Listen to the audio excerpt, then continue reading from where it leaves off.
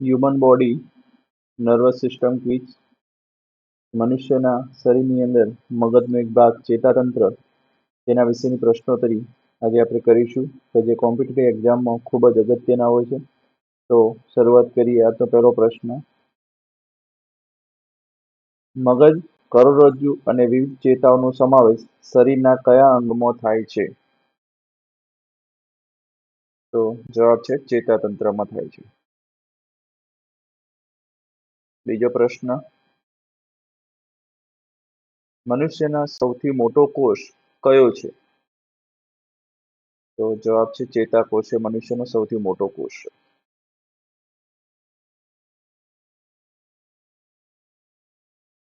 ત્રીજો પ્રશ્ન. કરોડરજ્જુની શરૂઆત ક્યાંથી થાય છે? તો જવાબ લંબમજ્જામાંથી કરોડરજ્જુની શરૂઆત થાય છે.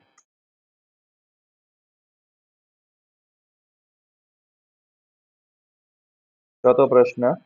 ચેતાતંત્રના કયા ભાગને ઈજા થવાથી તાત્કાલિક મૃત્યુ થાય છે? તો જવાબ છે લંબમજ્જાને ઈજા થવાથી મનુષ્યનું મૃત્યુ થાય છે.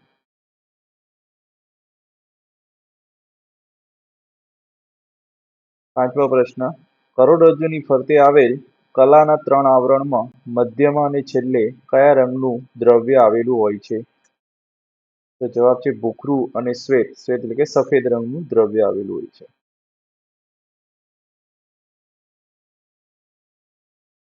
છઠ્ઠો પ્રશ્ન. મનુષ્યના કરોડરજ્જુમાં કેટલા મણકા હોય છે? તો જવાબ 26 મણકા આવેલા હોય છે.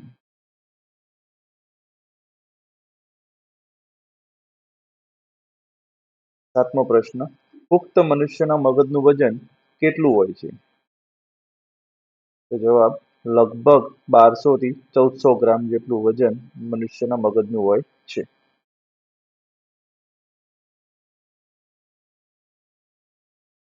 આઠમો પ્રશ્ન. પાર્કિન્સન્સ શરીરના કયા અવયવનો રોગ છે? તો જવાબ એ મગજનો રોગ છે.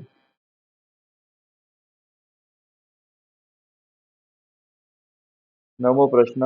મેનિન્જાઇટિસ રોગ કયા અવયવને નુકસાન પહોંચાડે છે? તો જવાબ છે મગજ અને કરોડરજ્જુને નુકસાન પહોંચાડે છે.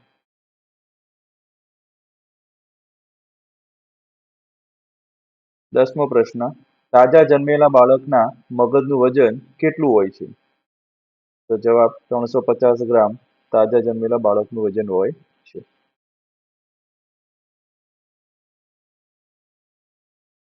11મો પ્રશ્ન. મગજના કયા ભાગમાં હાથ, પગ અને શરીરના સંતુલન માટેના કેન્દ્રો આવેલા હોય છે? તો જવાબ છે મધ્ય મગજની અંદર આના કેન્દ્રો આવેલા હોય છે. 12મો પ્રશ્ન. શરીરનું સમતોલનપણું કોણ જાળવે છે? તો જવાબ છે નાનું મગજ.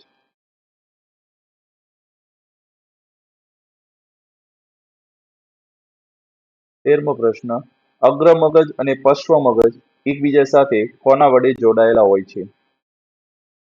તો જવાબ છે હાઇપોથેલેમસ થી જોડાયેલા હોય છે.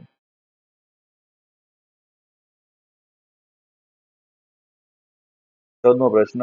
મગજ અને ખોપરી વચ્ચે આવેલા આવરણને શું કહે છે? તો જવાબ છે મસ્તિષ્ક આવરણ કહેવામાં આવે છે.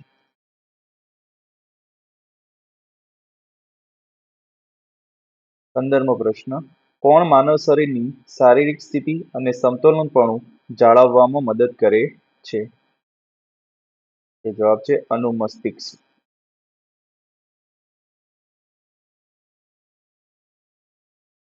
16મો પ્રશ્ન. બૃહદ મસ્તિષ્ક, થેલેમસ અને હાઇપોથેલેમસ મગજના કયા ભાગમાં આવેલા હોય છે? જવાબ છે અગ્ર મગજમાં આવેલા હોય છે.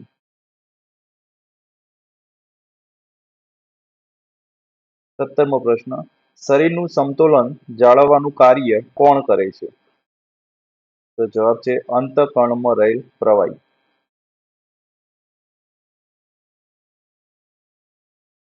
18મો પ્રશ્ન. પીડા, ઠંડુ અને ગરમ ઓળખવાનું કાર્ય કોણ કરે છે? તો જવાબ છે થેલેમસ ગ્રંથિ કે જે આ કાર્ય કરે છે.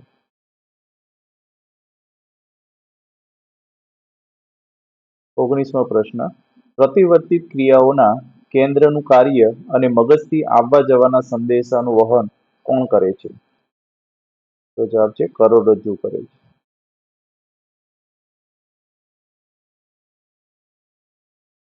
20મો પ્રશ્ન. માનવ શરીરનું સૌથી મોટું અંગ કયું છે? તો જવાબ છે ત્વચા, ચામડી એ માનવ શરીરનું સૌથી મોટું અંગ છે.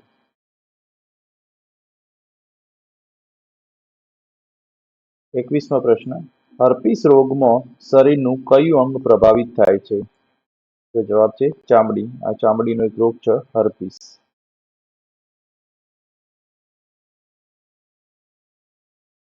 22મો પ્રશ્ન. પશ્વ કપાલી ખંડ, સંઘખંડ, મધ્ય કપાલી ખંડ, અગ્ર કપાલી ખંડ મગજના કયા ભાગના 4 ખંડો છે? તો જવાબ છે બૃહદ મસ્તિષ્કના આ 4 ભાગો છે.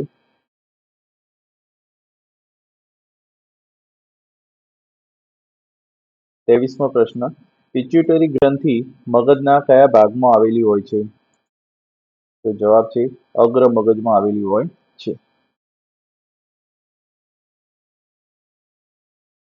24મો પ્રશ્ન. કઈ ગ્રંથિના અંતઃસ્ત્રાવો પિટ્યુટરી ગ્રંથિના કાર્યનું નિયમન કરે છે? જવાબ છે હાઇપોથેલેમસ. જો વિડીયો ગમે તો લાઈક કરજો, શેર કરજો અને ખાસ કોમેન્ટ કરજો કે વિડીયો કેવો લાગ્યો અને યુટ્યુબ ચેનલને સબસ્ક્રાઇબ કરજો. 25મો પ્રશ્ન. હાથ, પગ અને અન્ય અંગોના હલનચલનનું નિયંત્રણ મગજના કયા ભાગમાંથી થાય છે? જવાબ છે મધ્ય મગજમાંથી થાય છે.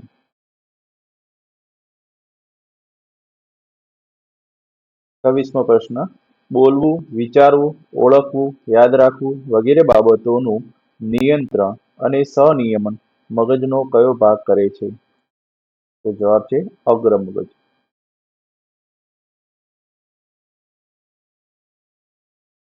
27મો પ્રશ્ન. હાઇપોથેલેમસ ગ્રંથિ મગજના કયા ભાગમાં આવેલી હોય છે? તો જવાબ છે અગ્ર મગજ.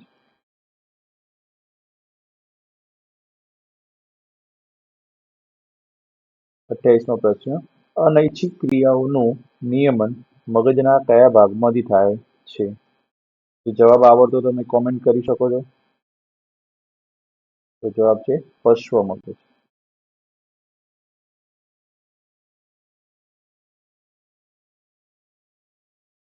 29મો.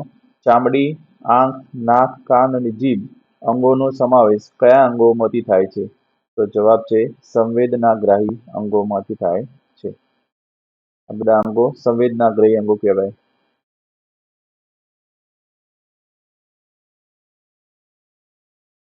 30મો પ્રશ્ન. સૌથી વધુ સંવેદના ચામડી પર ક્યાં જોવા મળે છે? તો જવાબ છે આંગળીના ટેરવા પર સંવેદના સૌથી વધારે થાય છે.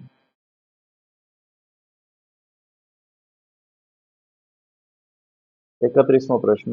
ચામડી અને વાળના કાળા રંગ માટે ચામડીમાં કયું દ્રવ્ય જવાબદાર છે? તો જવાબ છે મેલેનિન. 32મો. પરસેવાના સ્ત્રાવ માટે ચામડીમાં આવેલી કઈ ગ્રંથિ જવાબદાર છે? તો જવાબ છે પ્રસ્વેદ ગ્રંથિ.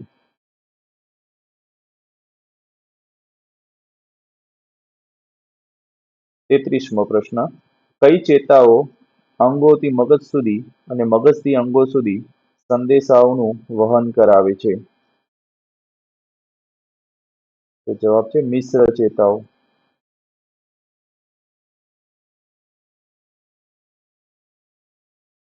34મો પ્રશ્ન. નેત્રદાન વખતે આંખના કયા ભાગનું દાન કરવામાં આવે છે? તો જવાબ છે કોર્નિયાનું દાન કરવામાં આવે છે.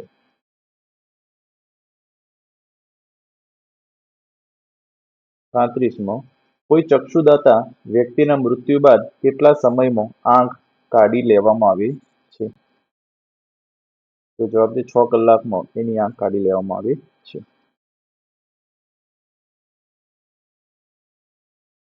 36મો પ્રશ્ન.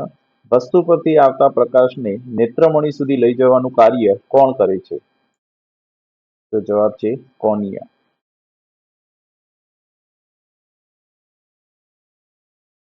37મો પ્રશ્ન. આંખમાં પ્રવેશતા પ્રકાશના જથ્થાનું નિયંત્રણ કરવાનું કાર્ય કોણ કરે છે? તો જવાબ આઇરિસ.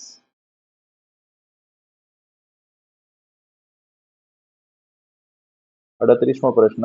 આંખમાં પ્રકાશના કિરણોનું વક્રીભવન કરાવી નેત્રપટલ પર પાડવાનું કાર્ય કોણ કરે છે? તો જવાબ નેત્રમણી કરે છે. 39. આંખમાં પ્રતિબિંબ કોના પર ઝીલાય છે? તો જવાબ નેત્રપટલ પર પ્રતિબિંબ ઝીલાય છે. 40મો. આંખમાં સિલિયરી સ્નાયુઓનું જકડી રાખવાનું કાર્ય કોણ કરે છે? તો જવાબ સિલિયરી સ્નાયુઓ એને જકડી રાખવાનું કાર્ય કરે છે.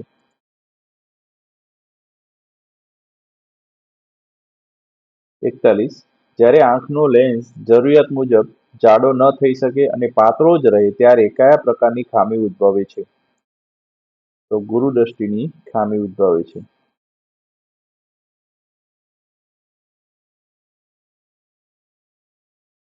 42મો.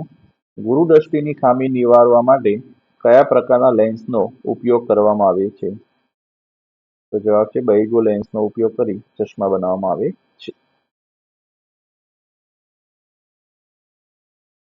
43. લઘુદ્રષ્ટિની ખામી નિવારવા માટે કયા પ્રકારના લેન્સનો ઉપયોગ કરવામાં આવે છે? તો જવાબ છે અંતર્ગો લેન્સનો ઉપયોગ કરવામાં આવે છે.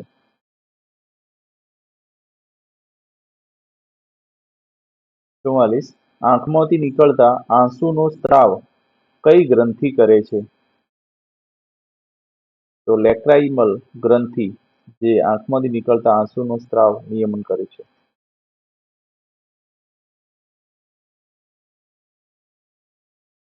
45. મોતિયામાં આંખનો કયો ભાગ પ્રભાવિત થાય છે? તો નેત્ર લેન્સ પ્રભાવિત થાય છે.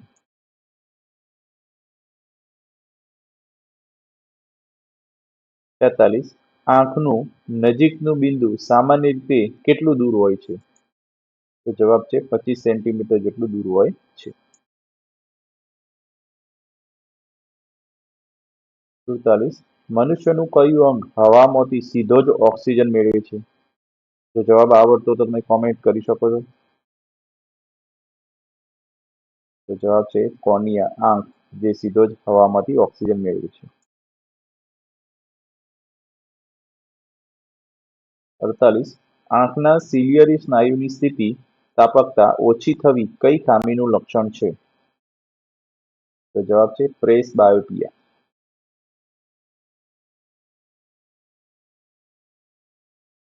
49.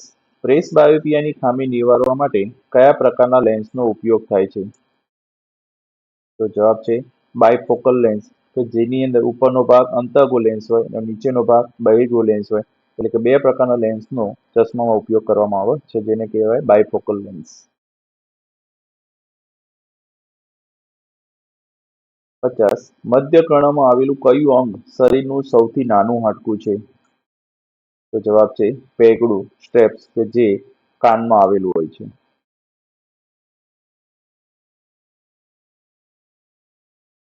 કાનના સૌથી બહારના ભાગને શું કહે છે? તો જવાબ છે કર્ણપલ્લવ.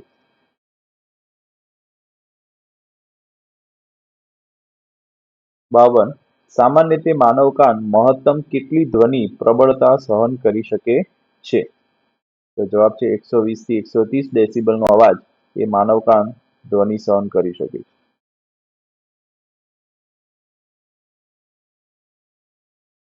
53મો. બહેરા માણસને સાંભળવા માટેનું યંત્ર કયું છે? તો જવાબ છે એડીફોનની મદદથી બહેરા માણસને સાંભળી શકે છે.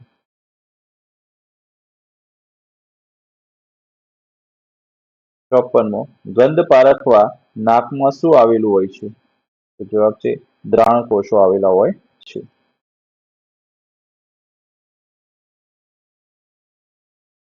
55. જીભના સૌથી પાછળના ભાગમાં કયો સ્વાદ અનુભવાય છે? તો જવાબ છે કડવો સ્વાદ અનુભવાય છે. 56. જીભના અગ્રભાગમાં કયો સ્વાદ અનુભવાય છે? જવાબ છે ગળ્યો સ્વાદ આગળના ભાગમાં જીભના ટેરવા પર અનુભવાય છે. 57મો મરચામાં આવતી તીખાશ કયા દ્રવ્યના લીધે હોય છે?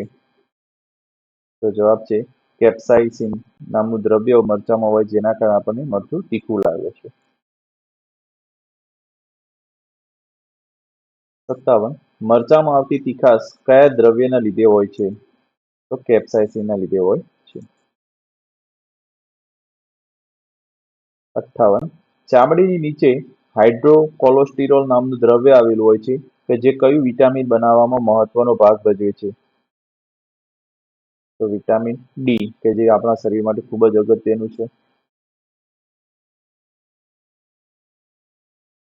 59 હર્પીસ અને સોરિયાસિસ રોગ શરીરના કયા અવયવ સાથે સંકળાયેલ હોય છે?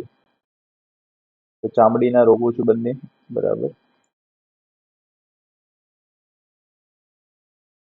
60 ચામડીના રોગોના ડોક્ટરને શું કહે છે? તો ડર્મેટોલોજિસ્ટ કહેવામાં આવે છે.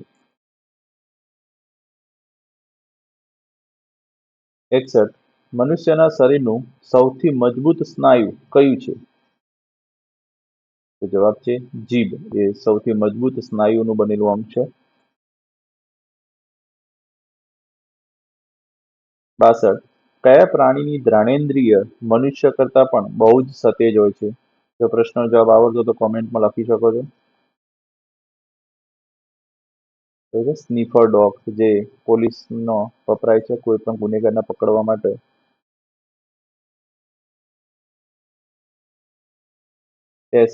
સૌથી વધુ ઓક્સિજન કયા અંગને જરૂર પડે છે? તો જવાબ છે મગજને. 20% ઓક્સિજન આખા શરીરનો 20% ઓક્સિજન ખાલી એકલા મગજને જરૂર પડે. 64 માનવ આંખ અલગ અલગ કેટલા રંગ પારખી શકે છે? તો જવાબ છે 10 થી 12 મિલિયન રંગ એકલી આંખ ઓળખી શકે છે. 65 રંગ અંધત્વ આનુવંશિક બીમારી છે જેમાં કયા રંગનો ભેદ પારખી શકાતો નથી? તો જવાબ છે લાલ અને લીલો રંગ. રંગ અંધત્વની ખામી થાય ત્યારે આ રંગનો ભેદ આપણે પારખી શકતા નથી.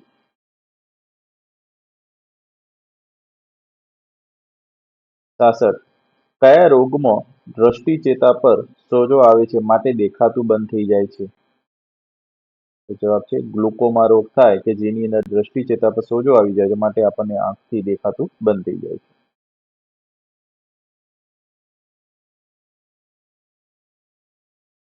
67 શરીરનું સૌથી નાનું હાડકું કયું છે?